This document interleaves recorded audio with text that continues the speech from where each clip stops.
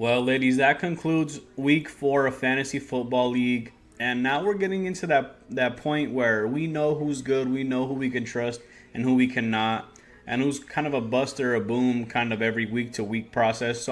And I'm going to be going through who I think is a certified lock every single week for you, and what waiver wires to pick up going forward, because now we're going to getting into the nitty gritty of the first quarter of the season being done, and who's going to help you going forward.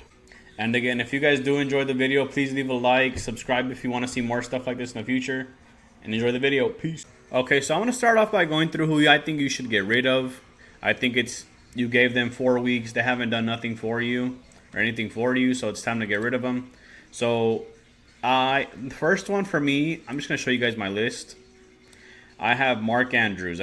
Okay, so yeah, Mark Andrews. That's the first one on my list. It's time to get rid of. You gave him 4 weeks. He's not producing. He's only gotten more than 1 target twice in the last 4 weeks. I mean, it's a big enough sample size to say, hey, you know what, Mark? It's over, man. You drafted him really high. Get whatever you can for him. See if anybody is willing to take that risk on him. But to me, it's time to get rid of him. The next person on my list is Zamir White. I'm not sure what it is, but Zamir White just hasn't been that guy. He's getting carries, but he's not getting yards. 3.4 yards per carry, averaging 2.7, 3.4, 2.9. And those just aren't the numbers you want from your running back number 1 for the Raiders. Specifically because they have Gardner Minshew. You would think that Gardner Minshew would be targeting him more on dumping off the passes, so you would think that being the running back number 1 for the Raiders, you would think that he would be getting more offensive output, and he really hasn't been. I mean, 2 receptions and in one game, 3 receptions in the other, 1 for 2 yards, the other ones were 14 total. So I mean, it's not great. He's not getting a lot of offensive output. I don't love Zamir White. It's time to get rid of him. And then the guy everybody loves to hate. That's right, Kyle Pitts. I'm gonna be one of those guys. I'm out. I'm out, man. I can't do it anymore. 4 weeks. Kyle Pitts he's recorded 1 touchdown. He's averaging 6.1 points a week, and honestly, it's not good enough. I understand that the tight ends this year have been awful, piss poor if you may. But it just hasn't been. Last week he got three targets, no receptions, no yards.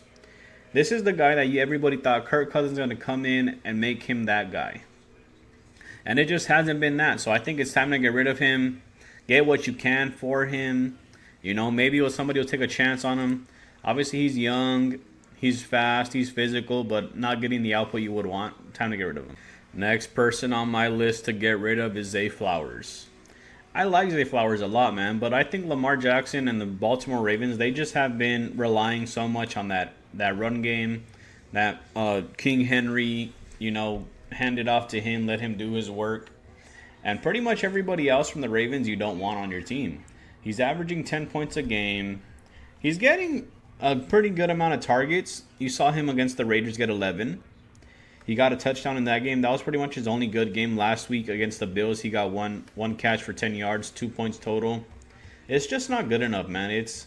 You would think the Ravens are one of those teams. They put up a lot of points, but they're just not getting output from Zay Flowers himself. Everything is kind of molded around Lamar Jackson and King Henry. Basically just that running game in general. So I think I'm out on Zay Flowers. I think it's over. It's time for you guys to... For me, it's time for me to get rid of him. I wouldn't want him on my team. I think it's time for him to go. All right, so I'm going to keep it plain with you guys. These are just my upside players. I think these are your waiver wire picks that I would consider going after. First up, I have Ladd McConkey. Justin Herbert is injured, so he's looking for a lot of those quick, short routes, and I think McConkey's kind of doing that for the speed of him. I think Quentin Johnson, you're looking more for deep balls, that fast, physical, aggressive, deep routes, and just because of his high ankle sprain, I don't think Justin Herbert is looking or has enough time for that. Especially, I think Joe Alt is gone, or he's out for a little bit. So I'm looking at McConkey, pick him up. Second, I have Kareem Hunt. Kareem Hunt, especially with Isaiah Pacheco going out, and then recently Rashee Rice tearing his ACL. Kareem Hunt's perfect for that position. You might see a little bit of Clyde Edwards-Helaire, but I like more Kareem Hunt. I think that he still has that Andy Reid system into him. He still understands that system, so I'm looking at Kareem Hunt. I wouldn't be surprised if they do go and pick up a Jerick McKinnon again. I think that he's a veteran and he knows that playbook really well. All right, so I'm going to keep it plain with you guys. These are just my upside players. I think these are your waiver wire picks that I would consider going after. First up, I have Ladd McConkey. Justin Herbert is injured, so he's looking for a lot of those quick, short routes, and I think McConkey's kind of doing that for the speed of him. I think Quentin Johnson, you're looking more for deep balls, that fast, physical, aggressive, deep routes, and just because of his high ankle sprain, I don't think Justin Herbert is looking or has enough time for that. Especially, I think Joe Alt is gone, or he's out for a little bit. So I'm looking at McConkey, pick him up. Second, I have Kareem Hunt. Kareem Hunt, especially with Isaiah Pacheco going out, and then recently Rashee Rice tearing his ACL. Kareem Hunt's perfect for that position. You might see a little bit of Clyde Edwards-Helaire, but I like more Kareem Hunt. I think that he still has that Andy Reid system into him. He still understands that system, so I'm looking at Kareem Hunt.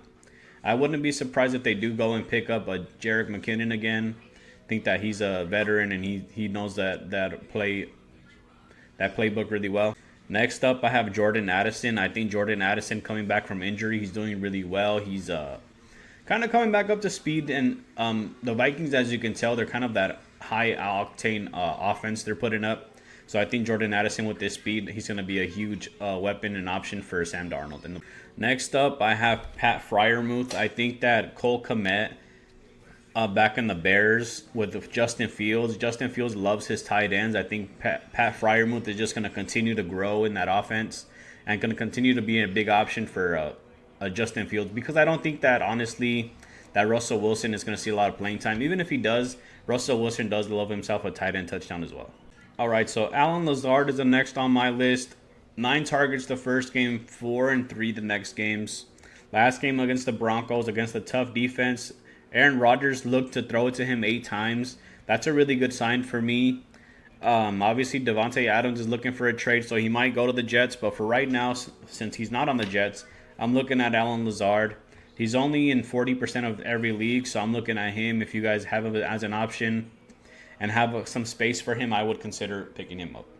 Okay, next person I have up is Brian Thomas Jr. This one might be tough for a lot of you to pick up because he is obviously rostered in 75% of the leagues, but he's becoming a big option and a big vocal point for that Jaguars offense for Trevor Lawrence. I do think that Christian Kirk's in a slump, not because he's older or anything like that, but I do think that because Brian Thomas Jr. is so young and kind of like being accustomed to that offense, I do think that he's going to have bigger output. Obviously, you can tell that his first 2 games he had 4 targets. The next 2 games he had 9. So obviously he's kind of getting into the swing of things, and I think he's a good option for you to pick up. Next person I have up is Dontavian Wicks.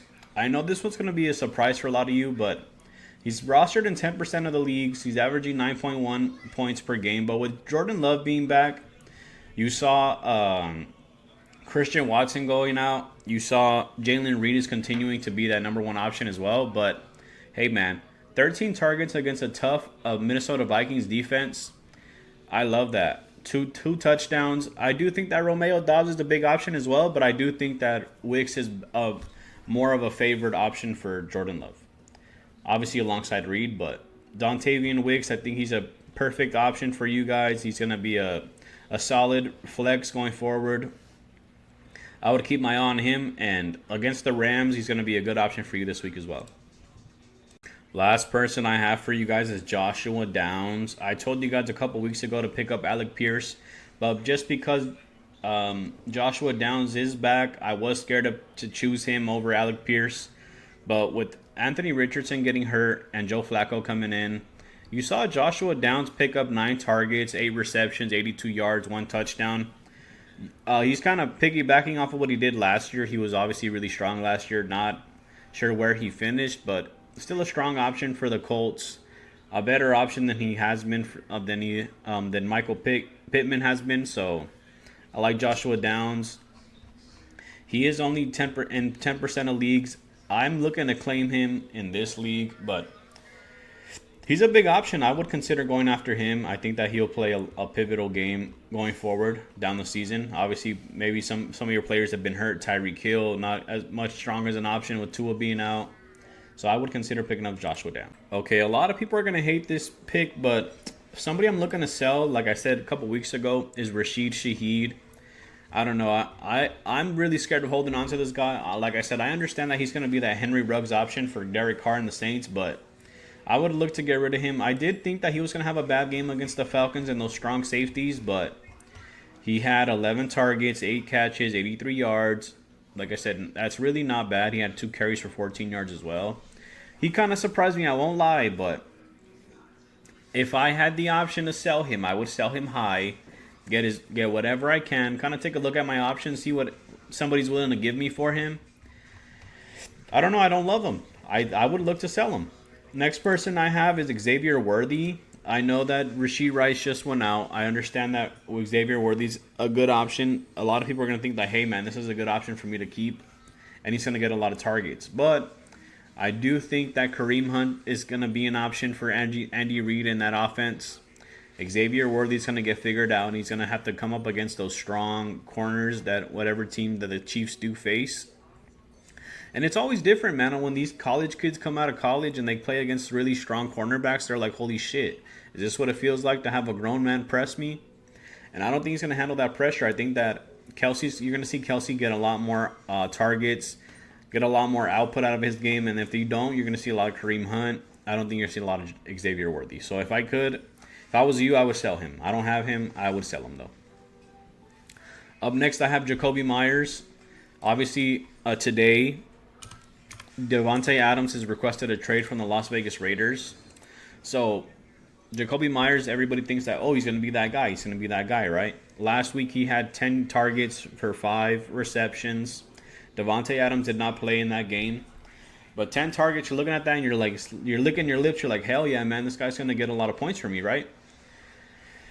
I don't think so. For me, Devontae Adams leaving, I have much more higher hopes for Brock Bowers and Alexander Mattison. The 2 losers out of that trade is going to be Jacoby Myers and Zamir White. So I'm looking to sell him high, looking to see who bites on this trade. Like, hey, Devontae Adams is going out. I have Jacoby Myers. What can you give me for him? What can you offer me? For me right now, though, I'm looking to get rid of him. So those are my options on who to buy and who to sell. There might be some hot takes in there. I'm not 100% sure if you guys enjoy some of those, but hey, those are my opinions. That's just how I look at this fantasy football thing. Obviously, it is kind of a gamble sometimes, but that's who I have. If you guys enjoyed the video, leave a like. If you want to see more stuff like this in the future, don't forget to subscribe, and I'll catch you next time. Peace.